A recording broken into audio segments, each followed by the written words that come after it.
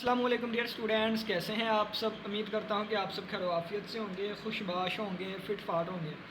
आज के दिन हम रियल एनालिसिस 2 में रहते हुए नेक्स्ट एक और थ्योरम जो है इससे स्टार्टिंग लेंगे। ये कहता है कि F belongs to R S alpha, यानी कि एफ़ जो है वो रीमान स्टीरियस इंटीग्रेबल फंक्शन है एंड एफ़ जो है वो ग्रेटर दैन और इक्वल टू ज़ीरो है, यानी कि इसकी वैल्यू नॉन नेगेटिव हुआ करेगी। कहता है ये हमारे पास इंटरवल दिया गया है, देन हमने साबित करना है कि जब इसको इंटीग्रेट करें ना एफ़ को, यानी कि इंटेग्रल ले ए से बी तक, तो इसका आंसर भी ग्रेटर दैन और इक्वल टू ज़ीरो आएगा। यानी कि अगर कोई फंक्शन रीमान इंटीग्रेबल है और इसकी वैल्यू ग्रेटर दैन और इक्वल टू ज़ीरो आती है फंक्शन की, तो इंटेग्रल की वैल्यू जो है वो भी ग्रेटर दैन और इक्वल टू ज़ीरो आएगी। ठीक है, तो चलिए आइए हम इसको प्रूव करना स्टार्ट करते हैं। ये चीज़ हमें क्या है, ये चीज़ हमें गिवन है। ठीक है, ये गिवन है। सबसे पहले देखें, हम आमतौर पे एक पार्टीशन ले लेते हैं, तो हम कहते हैं फॉर यूजुअल पार्टीशन पी। ठीक है, और इंटरवल हमें कौन सा दिया है, ए कोमा बी, तो यूजुअल पार्टीशन के लिए ये हमारे पास ये चीज़ आएगी।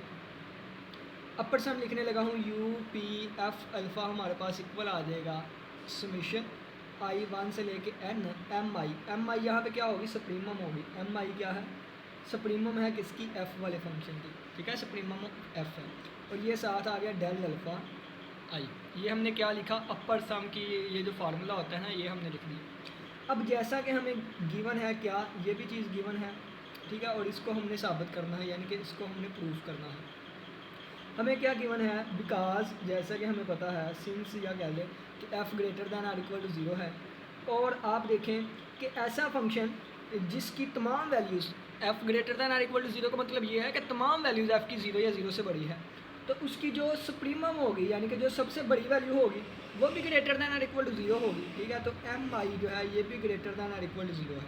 ठीक है, अब डेल अल्फ़ा आई जो है ये हमारे पास क्या होगा, अल्फ़ा आई माइनस वन आई और माइनस अल्फ़ा आई माइनस वन। ठीक है, और ये जो होता है ये भी ग्रेटर दैन और इक्वल टू ज़ीरो ही आएगा। क्यों, क्योंकि हमें पता है कि अल्फ़ा जो है ये मोनोटोनिकली इंक्रीजिंग होता है, मोनोटोनिकली इंक्रीजिंग फंक्शन होता है। इंक्रीजिंग इसका मतलब क्या है कि इसकी आई वाली टर्म में से आई माइनस वन माइनस करूँगा तो आंसर हमेशा ग्रेटर दैन और इक्वल टू ज़ीरो आएगा। ठीक है, ये वाली चीज़। अब ये भी ग्रेटर दैन और इक्वल टू ज़ीरो है, ये भी ग्रेटर दैन और इक्वल टू ज़ीरो है, ये भी ग्रेटर दैन और इक्वल टू ज़ीरो है।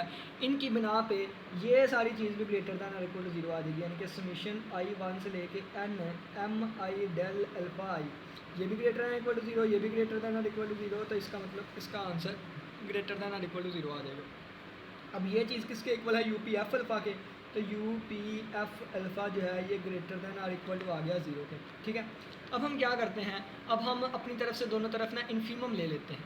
अपनी तरफ से हम दोनों तरफ इन्फीमम ले लें, अपनी मर्ज़ी सुप्रीमम ले लें, इन्फीमम ले लें। अब इसी क्वेश्चन को ना दूसरे अंदाज से इस तरह किया जा सकता था, हम लोअर सम लेके चलते। ठीक है, लेकिन चलें जी, यहाँ पे ये हमने दोनों तरफ इन्फीमम ले गई, तो इन्फीमम आ गई इस साइड पे।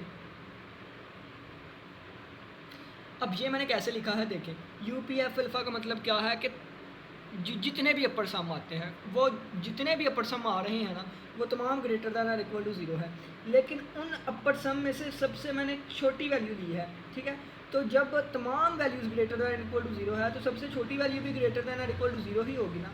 ठीक है, तो ये असल में क्या होता है, ये एक अपर इंटीग्रल होती है। ठीक है, ये जो है ये अपर इंटीग्रल का आंसर आता है। ठीक है, ये अपर इंटीग्रल। अब हमें स्टार्टिंग पे उन्होंने गिवन में बता दिया था कि F Riemann still just integrable है, यानी कि एफ़ जो है वो रीमान स्टिल जस्ट इंटीग्रेबल है। जब F Riemann still just integrable हो जाता है ना, देन जो अपर इंटीग्रल होती है ना या जो लोअर इंटीग्रल होती है, ये आपस में इक्वल हो जाती है। ठीक है, और इसको हम सिंपली इस तरह लिख सकते हैं। ठीक है, जब फंक्शन रीमान इंटीग्रेबल हो जाता है तब अपर इंटीग्रल, लोअर इंटीग्रल और सिंपल इंटीग्रल आपस में इक्वल हो जाते हैं। तो ये हमारे पास आ जाएगा क्या, ए से B F D alpha greater equal to zero, और यही चीज़ हमने प्रूव करनी है। ठीक है, अच्छा यहाँ पे तो मैं साइड पे आपको थोड़ा सा बता देता हूँ अनदर वे। दूसरी तरह आप इसको लोअर सम से भी लेके चल सकते थे, यानी कि एल पी एफ अल्फ़ा जो है ये इक्वल होता समीशन वन से लेके एन तक, यहाँ पे इन्फीमम आ जाती और डेल अल्फ़ा ही आ जाता। हमें पता है एफ ग्रेटर दैन और इक्वल टू ज़ीरो है, तो इसकी जो इन्फीमम होगी, यानी कि जो सबसे छोटी वैल्यू होगी, वो भी ग्रेटर दैन और इक्वल टू ज़ीरो ही होगी, और अल्फ़ा ई जो है ये भी ग्रेटर दैन इक्वल टू 0 है, ठीक है, डेल अल्फ़ा ई। अब इसका मतलब क्या है कि एल पी एफ अल्फ़ा जो है ये भी ग्रेटर दैन और इक्वल टू 0 आएगा। अब इसकी हम सप्रीमम ले लेते हैं, ठीक है, यानी कि तमाम वैल्यूज ग्रेटर दैन और इक्वल टू 0 है, तो इसकी सप्रीमम वैल्यू भी ग्रेटर दैन और इक्वल टू 0 आएगी। तो ये आ जाएगा सप्रीमम इसकी ग्रेटर इक्वल, और ये सप्रीमम किसको कहते हैं, ये लोअर इंटीग्रल होती है, ये लोअर इंटीग्रल होती है, ठीक है। और मैंने आपको बताया है क्या कि हमें गिवन है, क्या गिवन है कि एफ़ जो है रीमान स्टील्स इंटीग्रल है, जब एफ़ रीमान स्टील्स इंटीग्रल हो तो ये भी इसके इक्वल होता है।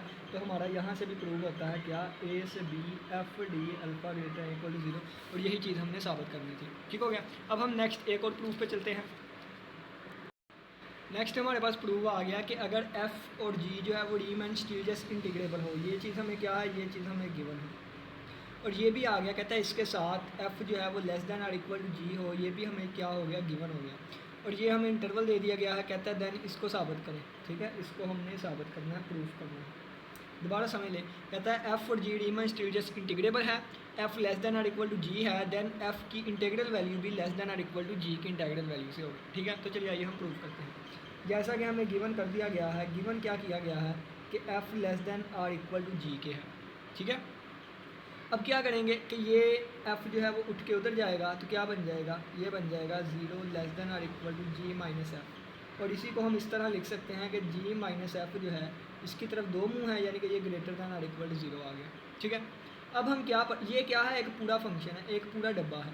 हमने अभी अभी ऊपर एक थ्योरम पढ़ा है, क्या, ये वाला, ठीक है, अभी अभी एक थ्योरम पढ़ के आए कि अगर एफ़ ये वाली जो चीज़ है, यानी कि एफ़ ग्रेटर दैन और इक्वल टू 0 हो और एफ़ रीमान स्टील्स इंटीग्रेबल हो, तो पहले आप देखें, हम पीछे वाले लेक्चर में एक थ्योरम पढ़ के आए थे कि इफ़ F1 जो है और F2 जो है वो रीमान स्टील्स इंटीग्रेबल हो, देन फिर F1 प्लस F2 जो है वो भी रीमान स्टील्स इंटीग्रेबल होता है, ठीक है।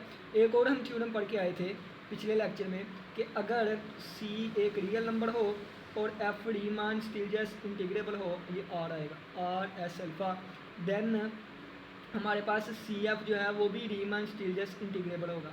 तो यानी कि कहने का मतलब ये है कि फ़र्ज़ किया है यहाँ पे मैं सी ले लेता हूँ और एक F2 ले लेता हूँ जो कि रीमान स्टील्स इंटीग्रेबल है। सी मैंने एक रियल नंबर ले लिया और F2 मैंने रीमान स्टील्स इंटीग्रेबल ले लिया। अब सी की वैल्यू मैं -1 ले लेता हूँ, क्योंकि रियल नंबर है तो -1, तो ये माइनस F2 बन जाएगा, और माइनस F2 जो है ये भी रीमान स्टील्स इंटीग्रेबल होगा। यानी कि देखें, कहने का मतलब क्या है कि C कोई भी रियल नंबर है, F कोई भी एक रीमान स्टील्स इंटीग्रेबल है, CF भी रीमान स्टील्स इंटीग्रेबल होगा। फ़र्ज़ किया है, मैं कहता हूँ कि F1 और F2 भी रीमान स्टील्स इंटीग्रेबल है, देन फिर हमारे पास F1 प्लस CF2 भी रीमान स्टील्स इंटीग्रेबल होगा। कैसे, ये देखें ना, F1 और F2 रीमान स्टील्स इंटीग्रेबल है, CF भी रीमान स्टील्स इंटीग्रेबल होगा, मैंने C इसके साथ लगा दिया, ये भी रीमान स्टील्स इंटीग्रेबल, ये भी, तो इनका सम भी होगा जैसे ये वाला है, ठीक है। अब इनका सम भी हो रहा है, अगर C कोई भी रियल नंबर है, अगर इसकी वैल्यू मैं 1 रख दूँ तो ये माइनस वाला बन जाएगा, ठीक है। तो कहने का मतलब ये है कि F1 माइनस F2 भी रीमान स्टील्स इंटीग्रेबल होगा, कब, जब F1 रीमान स्टील्स इंटीग्रेबल है और F2। इसी तरह हमें यहाँ पे गिवन है क्या, F और G रीमान स्टील्स इंटीग्रेबल है, ठीक है। F क्या है, F और G रीमान स्टील्स इंटीग्रेबल है, ठीक है। तो फिर F प्लस माइनस G जो है ये भी ये कह देते हैं G प्लस माइनस F जो है ये भी रीमान स्टील्स इंटीग्रेबल होगा, यानी कि G माइनस F जो है ये भी रीमान स्टील्स इंटीग्रेबल होगा। कैसे होगा, इन थ्योरम्स को यूज़ करते हुए, जो कि हमने पीछे वाले लेक्चर में ये वाले किए थे, ठीक है। अच्छा, अब ये ग्रेटर दैन इक्वल टू 0 है एंड G माइनस एफ जो है ये रीमान स्टील्स इंटीग्रेबल भी है। अब हम जो पीछे थ्योरम पढ़ के आए अभी अभी कि F ग्रेटर दैन और इक्वल टू 0 हो और F जो है वो रीमान स्टील्स इंटीग्रेबल हो, देन हमारे पास A से B F डी अल्फ़ा जो है वो ग्रेटर दैन इक्वल टू 0 होता है। ये अभी अभी हम थ्योरम पढ़ के आए, ठीक है। ग्रेटर दैन और equal to 0 Riemann Stieltjes integrable, then ये वाली चीज़ होगी। तो यही चीज़, यानी कि अब ये एक पूरा फंक्शन है, ग्रेटर दैन और इक्वल टू 0 है, ये पूरा फंक्शन है, बिलोंग्स करता है कहाँ से, यानी कि रीमान स्टील्स इंटीग्रेबल है। देन हमारे पास क्या आ जाएगा, A से B G माइनस एफ जो है इसकी जो इंटीग्रल होगी ये भी ग्रेटर दैन और इक्वल टू 0 होगी। अब हम थ्योरम पढ़ के आए थे क्या, इसी में हमने देखा था कि ये जो इंटीग्रल है वो अलग अलग अप्लाई हो जाती है, ठीक है। ये भी हमने प्रूव किया था थ्योरम। तो ये आ जाएगा G डेल अल्फ़ा और ये आ जाएगा plus A B minus F और डी अल्फ़ा ग्रेटर दैन और इक्वल टू 0। अब हमने ये भी पढ़ा है कि रियल नंबर अगर कोई साथ मल्टीप्लाई हो रहा होता है तो वो बाहर आ जाता है, ठीक है। यानी कि वो भी मैं यहाँ पे हवाला लिख देता हूँ कि ए से बी एफ डी अल्फ़ा, यानी कि इस तरह है ना, तो सी बाहर आ जाएगा, सी कोई भी रियल नंबर है, ठीक है। ये माइनस साइन बाहर आ गया तो ए से बी जी डे ये वाली चीज़ आ गई और ये माइनस बाहर आ गया, ठीक है। और ये उधर जाकर प्लस का हो जाएगा तो ये बनेगा ए से बी जी डी अल्फ़ा और ये उधर जाकर प्लस का हो गया, ग्रेटर दैन इक्वल टू आ गया ए से बी एफ डी अल्फ़ा। तो ये वाली चीज़ हमारे पास हमारी साबित हो गई कि क्या एफ डी अल्फ़ा वाला जो है वो लेस दैन और इक्वल टू होगा जी वाले से, जी ग्रेटर दैन और इक्वल टू होगा एफ वाले से। तो ये देखें जी ग्रेटर दैन और इक्वल टू एफ वाले से और एफ जो है वो लेस दैन और इक्वल टू होगा जी वाले से। तो यही चीज़ हमने प्रूव करनी थी, ठीक है। हमने सिंपली क्या किया, इस थ्योरम को यूज़ करते हुए इस वाले थ्योरम को प्रूव किया। उम्मीद करता हूँ कि आज के लेक्चर की समझ आई होगी। किसी बच्चे को कोई भी क्वेश्चन हो तो लास्ट में पूछिएगा।